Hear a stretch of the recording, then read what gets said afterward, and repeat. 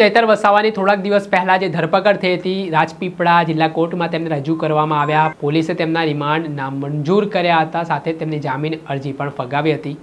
એ મામલે જે ધરપકડ થઈ છે તેને લઈને ગુજરાતના પૂર્વ મુખ્યમંત્રી શંકરસિંહ વાઘેલાનું પણ નિવેદન સામે આવ્યું છે. તેઓ શું પ્રતિક્રિયા આપી રહ્યા છે, વિગતે વાત કરીએ.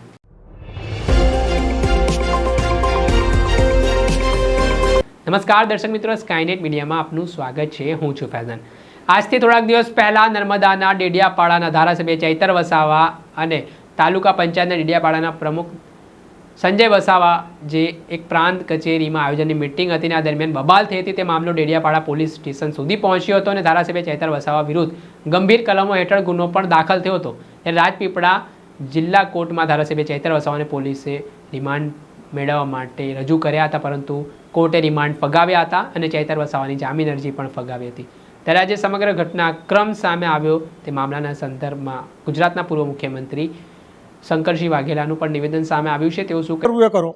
એટલું જ નહીં, ડેડિયાપાડામાં હમણાં ત્યાંના જે ધારાસભ્ય એને સામેના કાર્યકર્તાની ફેટ પકડી કે જે કંઈ થયું હોય, આ એક સિસ્ટમ છે. એ સિસ્ટમમાં તમે જો એની સામે 307 લગાવો, માણસને મારી નાખવાનો કાયદો ગુનો આ તમે જો એમાં દાખલ કરો એ પણ બરાબર નહીં. બીજા ઘણા એવા કાયદા છે જેના આધારે તમે સામો માણસ બોલ્યો હોય એનું એક્ટ કરી શકો, પરંતુ 307 મારી નાખવા માટેનો પ્રયત્ન આવું ક્યારેય ન હોઈ શકે. જાહેર જીવનમાં આ તો ચાલ્યા કરવાનું. એ મહેરબાની કરીને આવા કાયદા એ કાયદાની તમે ડિવેલ્યુએશન કરી જાઓ. 307 શું કહેવાય એની ડિવેલ્યુએશન, પાસાનું ડિવેલ્યુએશન મહેરબાની કરીને હાઈકોર્ટના ચક્કરમાં ને એમાં કોઈ ટકશે નહીં.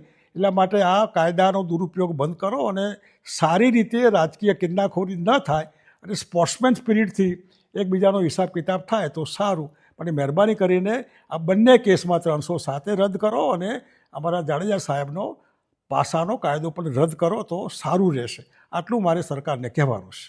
આ હતા ગુજરાતના પૂર્વ મુખ્યમંત્રી શંકરસિંહ વાઘેલા. હાલ તેમણે મોટી વાત કહી છે ને જે 307 જેવી ગંભીર કલમો હેઠળ ધારાસભ્ય વિરુદ્ધ ગુનો દાખલ કરવામાં આવ્યો છે. તે મામલે તેમણે ભાજપ સરકાર ઉપર પણ પ્રહાર કર્યા છે અને આ ઘટના તેમણે વખોડી છે.